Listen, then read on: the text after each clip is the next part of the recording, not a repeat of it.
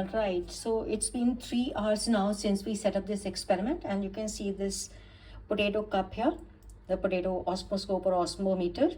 It has an hollow area, the scooped area, which is also called as well, and this we have labeled as E. But before we start noting the changes what have taken place in the potato osmoscope, I want to tell you 2 things. First is that this type of pin with a flag at the head, it indicates the final volume of the liquid, and this colored liquid which you see here, blue, it is sugar solution, while this orange solution is the salt solution.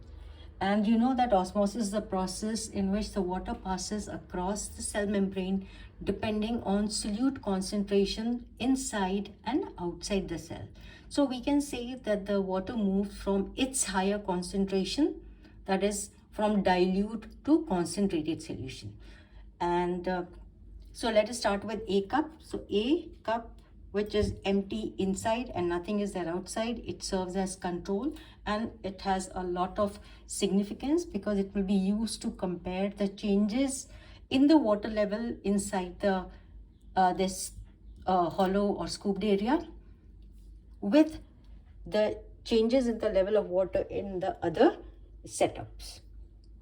Now if you come to B or potato cup and C, in B we have added sugar in the cup and water is outside, and in this one we have, in C cup we have placed salt inside and water is outside. So you can clearly see that there is an increase in the level of solution here, which is indicated by that pink pin, and similarly here.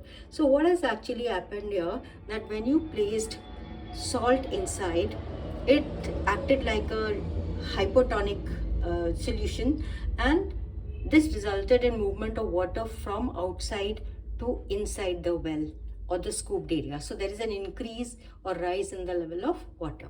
But if you compare it with the D potato scope, then you will find outside it is in hypotonic solution with a sugar solution, while it's just water inside. So you will see that there is a decrease in the level of water which was placed in the well.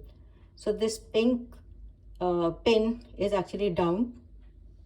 Similar case is with E potato cup, where you find that since salt solution is outside and you have just water outside, so there is a decrease in the level of water in the water cup. That means exosmosis has taken place, while here endosmosis has taken place. Now in F case, we had taken a boiled potato here.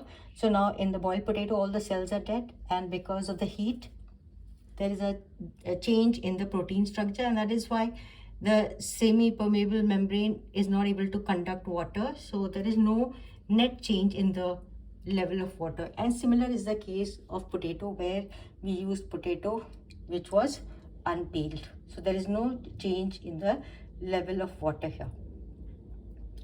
So this experiment clearly shows exosmosis and endosmosis, and you must have noticed that, you know, this potato, it has turned brownish, and normally potato or apple, it turns brownish on peeling. So what is the reason here? The reason here is that when you cut the potato or any fruit, the cells are exposed to oxygen and a reaction called oxidation takes place, and the end product of oxidation is brown in color. And how can you prevent it? You can prevent this browning by keeping the potato immediately after cutting in water, or maybe applying lime juice to it. So I hope you enjoyed this activity and it was meaningful. Thank you.